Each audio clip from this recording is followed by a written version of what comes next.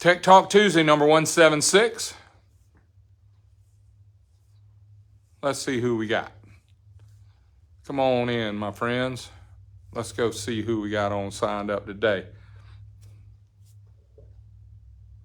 See if I'm on the right channel. There you go, Ed. Can y'all see me, hear me okay? I know you can see the board and you can see the bike. How's it going, guys? Hey, Mitch. Thanks for coming in. I'm sorry I was 1 or 2 minutes late. I was pushing the wrong buttons. Hey, Charlie, you know what's funny? It's a 176th time I've done this, and I still have almost figured out how to do it. Hey, James. Hey, Ed. How y'all? Good to see these names pop up here. I appreciate you guys checking in. I got some, as I say every week, I got some really cool stuff to share with you, and we're going to talk about some things that people have asked me over the last 7 or 8 days. Also, hey, JJ, Zachary, I just wanted to tell y'all, hey, Chuck, loud and clear. Thank you for that report. Anyway, I've got some thoughts that have come across and some ideas, and I wanted to share them with you. So I'm going to step in here, tell y'all howdy. Here I am. We're not too far. Hey, Chris. Hey, Bryce. Not too far away, Darren. We're not from Christmas, and Santa Claus will be coming. Some of y'all will be Santa Claus. Hey, Jack, Steve, David. But I'm going to tell you cover some Tech Talk subjects that we've had go across my page and my connections here over the last few days. I saw on the internet, I saw a bunch of you guys went to the PRI show. I know some of you are glad you went. Some of you are like, wow, I'm really tired. I didn't go. I stayed busy here. Hey, Joe. Hey, Jason. And I still have too many projects, really. That's my fault, my doings. But another thing that goes across people, y'all, I'm retired. I don't work on other people's motorcycles. I don't work on other people's engines. I am thankful today that I get to work on my stuff. I have some pretty cool projects that I'm getting to work on. Hey, Chris. Hey, Brian. And I'm very thankful that I get to work on my stuff now. And the 40 some odd years I spent doing this for everybody else has started to kind of cash in where I can work on my own stuff. But I am compelled. The good Lord has shared it with me. It's on my heart to share with you what I think I have learned now. I'm going to tell you some controversial things that are my opinions today. And I want you to know to please take a chill pill with me on it, because these are my opinions. They're not necessarily internet popular. But that's not my goal, to be popular right now. I know that sounds dumb because we all try to get likes on Instagram and Facebook and all that stuff. But I want to show you somebody mentioned this. Yes, this is a double velocity stack. I did not invent this. This is called a Novi stack. I saw them back a long time ago, 20 years ago at the All Harley races. I've seen them on some other stuff. But my friend Mark Fricky at V2N Power Sports made this one where it will bolt onto the heads where the breather bolts go. And this is in place of the air cleaner. This is not for you to run on the street. Hey, Freddie. Hey, Scott. This is not for you guys to drive to Sturgis and back. This is when you go to the drag strip and you take your air cleaner off or whatever you do at the drag strip so you can get some more air. When you turn this 90 degrees, like we're going down the track now, and the wind's blowing by this. When you have an open velocity stack, and the wind's blowing by it, it can actually siphon some air out of the velocity stack, and it can also siphon some fuel out. And I've seen it on carburetor bikes a lot, but not so much the EFI, because on the EFI, the injectors are in the heads spraying right on the valve. But on the carburetors, we used to have a carburetor sitting right where this is, and it would siphon the fuel and the air out. But I want to tell you, if you haven't tried something like this to bust up the wind, so that you don't have 100 mile an hour, 150 mile an hour. On this bike, I'm hoping to go over 140 miles an hour in the quarter mile, and I'm going to need this to keep smooth airflow going in, and this breaks it up so that it can't siphon it. Cool idea. V2N Power Sports sells it. It's not for street use. I'm going to run mine on the street because I'm going to stay off the dirt roads, but I want you to understand why when you see this, what it's all about. This one is for a 64 millimeter throttle body. It'll probably fit the 62. It might even fit on the stock 55. I don't know that for sure. But the one I'm going to run on Blue 5.0 is this 70 millimeter version. This is the 70 millimeter HPI throttle body. There's some couple more coming out that are going to be very cool. But this is what I used on Bagzilla. I also used it on buck made just for that particular throttle body, and it was really fast. And we did back-to-back runs. Justin Collier made a few prototypes for me back when we were running Backzilla, and we picked up 1 or 2 mile an hour at the drag strip over an air cleaner or just an open hole. But I'm not going to spend the whole Tech Talk Tuesday explaining this, but I wanted you, if you don't understand what I'm saying, go to V-Twin Power Sports and buy one from those guys. All right, I'm going to change over to the board now, and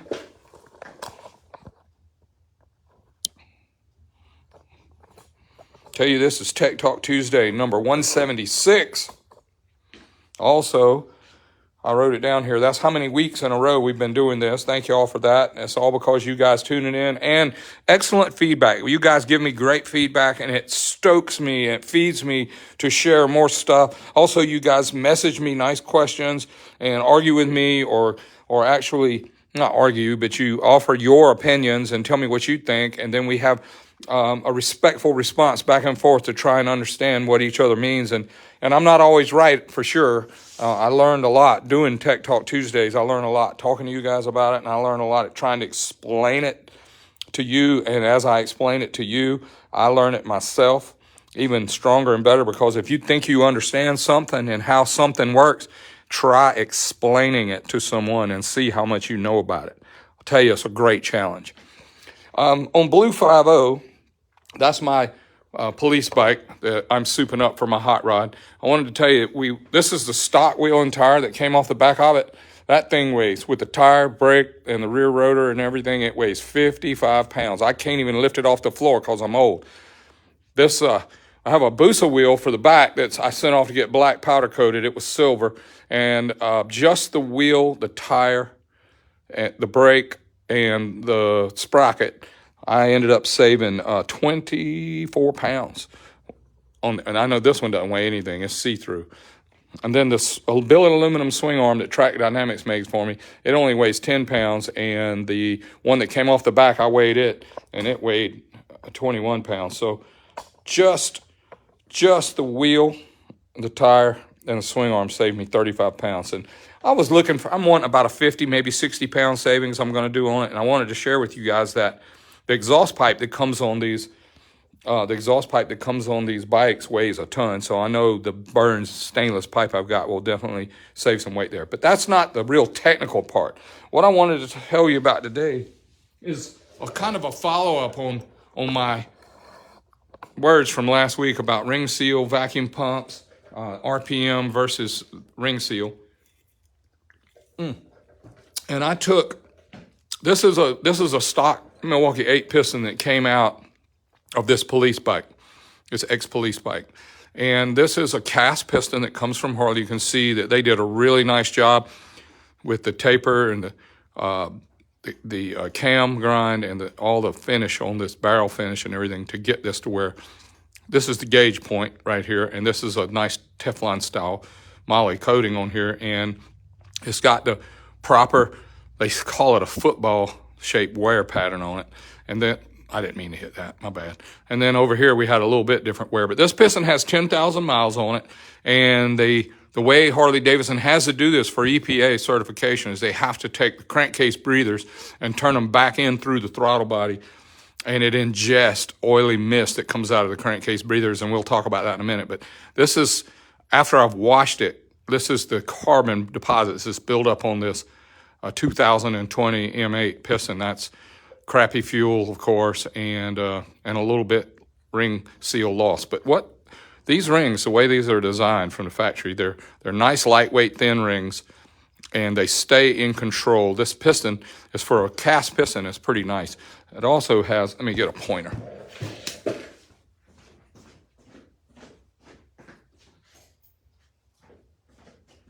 Sorry for the delay. I was not prepared. All right. This, I'm going to try and get this good. This has got a coating that's like an anodized coating on the top land and the second land of this piston. And it also has an additional groove right here. This is that accumulator groove I've been telling you about, that when some blow by gets by this top ring, it will sit on top of this second ring. And this accumulator groove, well, turn this into like an expansion chamber and build up some pressure on here before it lifts the top ring off its land. One more thing that I've been explaining to you guys about why we notch one side of the piston on a Harley and not the others, because they're the V-twin and they're only 45 degrees, which means the cylinders are only 45 degrees apart, whereas a V8 has a 90-degree V where the pistons are going 90 degrees each other. And on some engines like our Pro Stock V-twin that like Matt Smith runs now, his is on a 60 degree, so it gives him more room for bigger bore without the pistons hitting each other. But this is a Milwaukee 8, a new 2020 Milwaukee 8. And I wanted to tell you some things that people don't know about this, but it's got the wrist pin all the way up against the oil ring, which is great. They did a good job from the factory. Whoever designed this piston did a good job of using the available ringland space for real estate for a 2mm oil ring, and a nice scraper second ring, and then the compression top ring. But I wanted to show you something that's a little bit bizarre to people.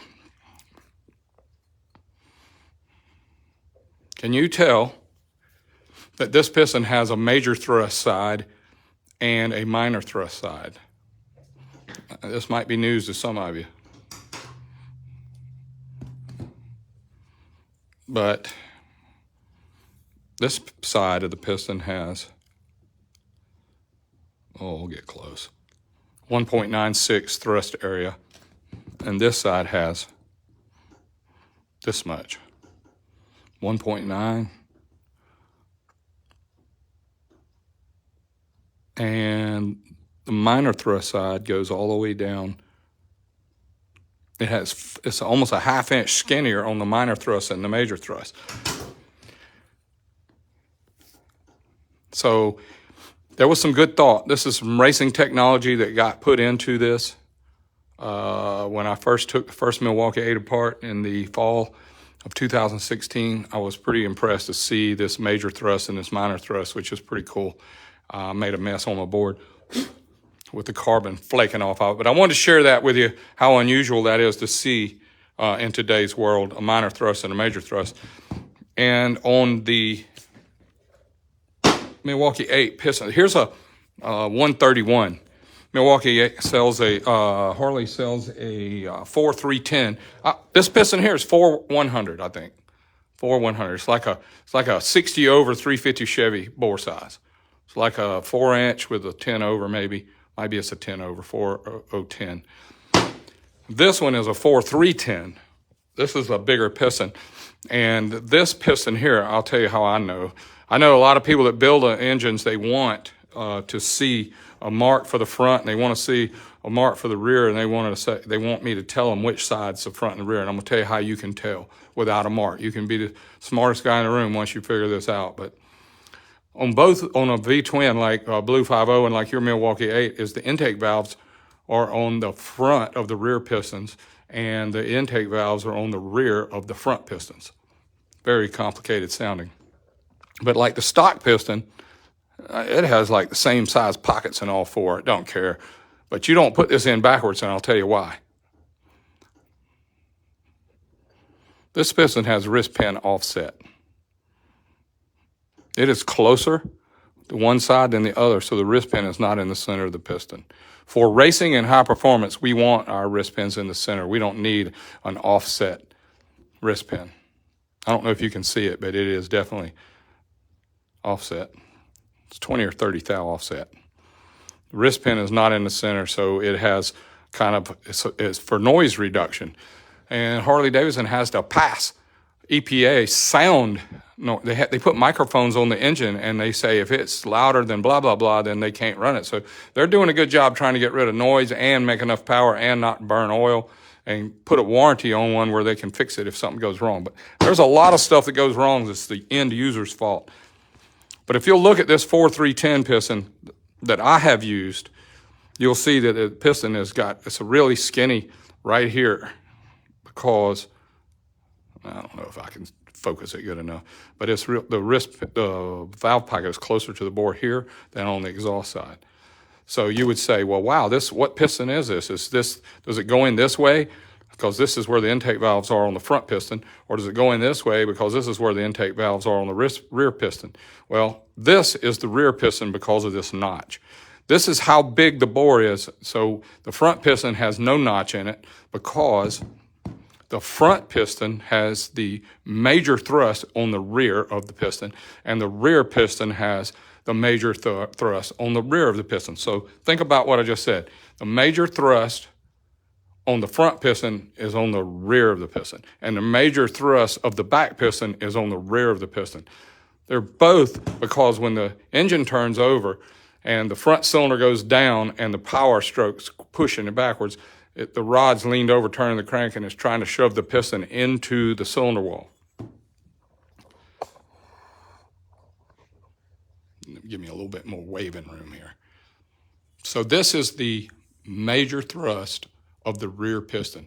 And on the front, we don't cut a notch on the rear of the front piston because that is the major thrust for the front piston. So when you buy a set of pistons from somebody on the front piston, it's got a giant notch right here, they have just taken away the majority of their major thrust. The front doesn't have much load on it compared to the rear. This is a Pro Stock piston off of a 160 V-twin like Matt Smith runs. This is a giant piston. This piston is 5.1, and you can see the 4.1 fits inside of it. These are both V-twins. This is a 45 degree, and this is a 60 degree, and this piston is 1 inch bigger than this one. This is 4.1 versus 5.1.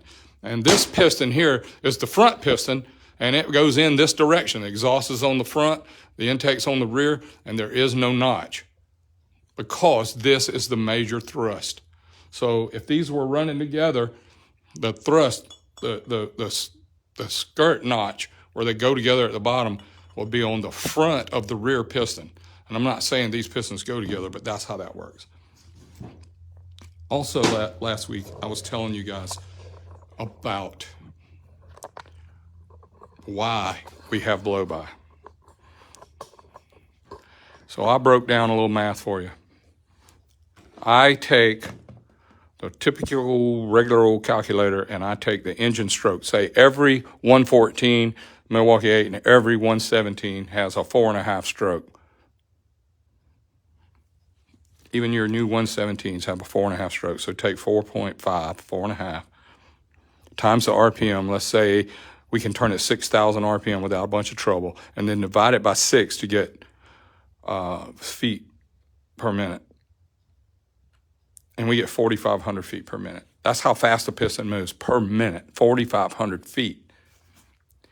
Same engine, the 107, comes with a 4,375 stroke, and at same RPM, 6,000, the piston only goes 4,375 feet per minute. And the reason that's interesting to everyone is they think 6,000 on your tachometer is the number that matters. 6,000, 6,000, 6,000, 6,000, 6,000. But really and truly, if you had the S&S 4 5/8 crank, which is 4.625 at 6,000 RPM, you're turning your piston's trying to cover 4,600 feet per minute, where a 107 only covers 4,300 feet per minute. So that means this piston with this crank has to go way further at the same RPM on all three of them. In other words, if this piston is going up and down 4 inches at 6,000 RPM, or if it's going up and down 5 inches at 6,000 RPM, the RPM's the same, but how fast the piston goes is way more. And I broke it down where Blue 50, my bike over here on the lift, I'm going to turn it 7,500 with a 107 crankshaft.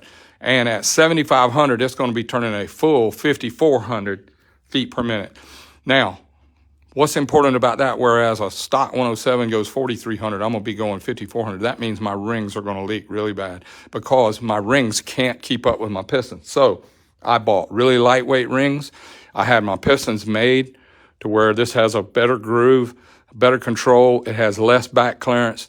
It has less side clearance. And I have a really big accumulator groove, and also I have gas ports that go in the top. And that's going to take a quick second, I want to tell you, because every week somebody writes me and they say, George, My pistons are gas ported, but mine are gas ported on the side. And then some say, I don't believe in gas porting the pistons like this one right here. Like nobody believes in, these guys won't put gas ported pistons in.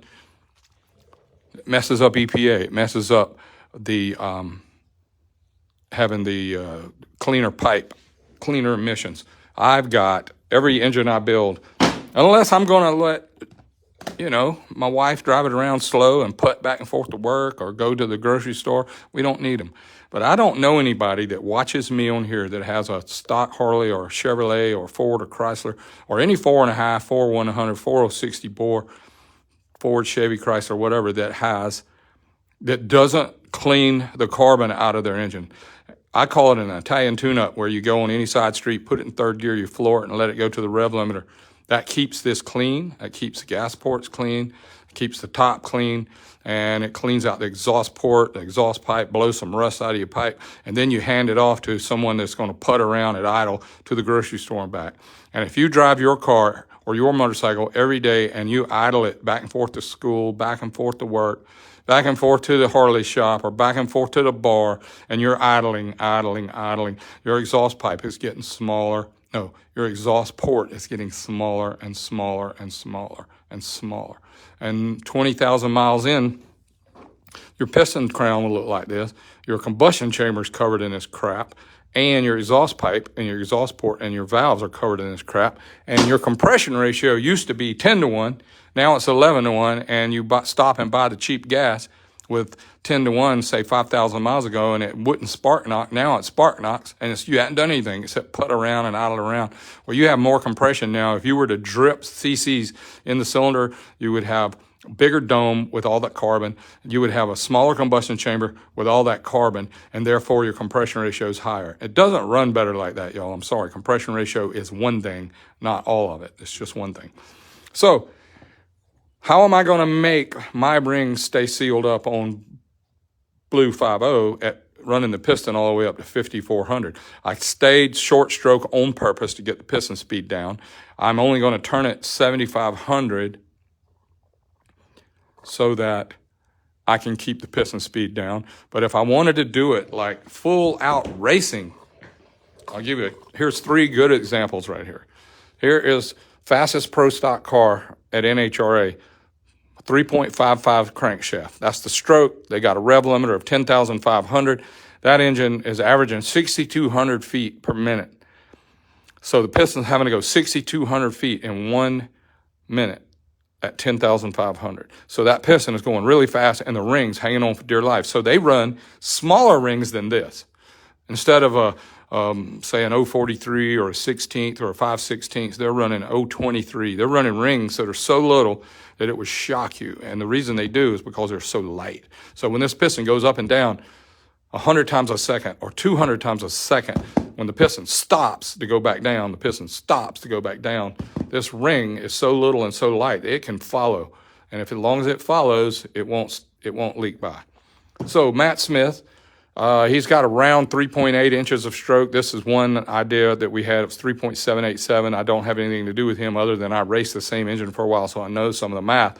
But at 10,000 RPM, that engine's going 6,300, and the Suzuki's out there, they're going fast. Vance and Hines got a 2.88 crank. That's their stroker. I think it's 73.4 stroke. I think it's 2.88 inches. At 13,000 RPM, that engine, those pistons and rings are only going 6,240. Now, this is just math I did. I took the stroke times their RPM divided by 6, and it gave me these. What I want you to notice is how similar these 3 combinations are. These are the only normally aspirated professionals racing NHRA, Camping World Series. You got Pro Stock car, Pro Stock motorcycle, and Pro Stock motorcycle. Both of these, one's a 4-valve with 4 cylinders, one's a 2-valve with 2 cylinders. This engine is really big. This engine's 160 cubic inches. This engine's 113 cubic inches, and this engine is 500 cubic inches. But look at how similar 6,200, 6,300, 6,240. These right here, that's why you can run the same piston and the same ring combination in any of these and try and have control with good cylinder boring, good finish on the cylinders, really well-built pistons that control it. And I've got this Pro Stock piston that I ran on my 160 NHRA engine, and I want you to look at how many gas ports. And this wasn't enough. I don't know if you can see them, but there is a lot of gas ports. I had so many when I retired that it looked like it was one of those tear along the dotted line deals. But what it was doing was it was going down through to the top ring so that when I have pressure sitting on top of this piston, it would blow the rings out and seal to the cylinder. And if I didn't run, if I was to weld these shut and go and run it, it would be a bloody mess. It would puke oil everywhere. The horsepower would go down, and it makes a really big mess when you lose control of your top ring. What happens if you've got a street bike and you got gas ports and you drive it around really slow and you idle back and forth to the store? Well, these may clog up. And when they clog up, it runs good because it runs like a piston without them. But as long as they're there and as long as you go on any side street every 1,000 miles and blow the carbon out of your pipe and blow the rust out of your headers and stand on the gas hard and blow these out, you keep some clean gas ports and some clean exhaust ports, and your engine will have a good ring seal and it'll last longer. And that's my opinion. That's not popular for everybody. Last thing about the side gas ports, people get them, and now that they've got a ring, that's a really great marketing tool for them to sell total seal rings, is they have rings with gas ports in them.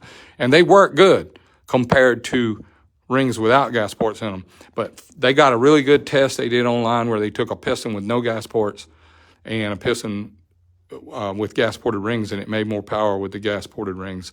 And I would say that's a fair statement. But what I noticed in my testing, if I had them in the side, when the piston gets rocked over here and goes up and down, and it rocks over here and goes up and down, it shuts off a bunch. It also leans over here and shuts off some of those side ports, and it leans over here and shuts off some of the side ports. So I like them on top because they seal all the time. I don't care if the piston rocks front to rear. I don't care side to side. And I have great friends and great allies at Total Seal, so this is not a dig on them. I use Total Seal rings exclusively, and they're my favorite. But there is also reasons why I like the way I do it and the way other people do it. I usually outrun them. And I'm not saying that I can outrun everybody. I'm just saying we won more than we lost in our career because we did things differently than everybody else. I know that there's plenty more that I need to share with you and tell you about. And I let a little time pass by because I jacked around at the beginning. But I want to tell y'all, thank you for watching. Also, please, before you go, listen to me. Email me, george@starracing.com, or message me right here on my Facebook page, and know that Jackie's going to record this and put it on my YouTube channel. It's the same as my Instagram address. It's George Bryce Star, and it's got a channel on YouTube with all the tech talks on it. And also, it will be on my Facebook page forever. You can check back and look at it. But more to share, more to talk about. This was just one time I wanted to get in and give you guys some of my opinions. Please understand these are just my opinions, and I don't really care if I'm doing it. I care if I'm doing it wrong. It's okay if you're doing it wrong too. It doesn't hurt my feelings. But if you want to know, here's what I think. May God bless y'all. Good night. It's not far from Christmas. Remember, the reason for the season is our Lord, our Savior, Jesus Christ. Amen.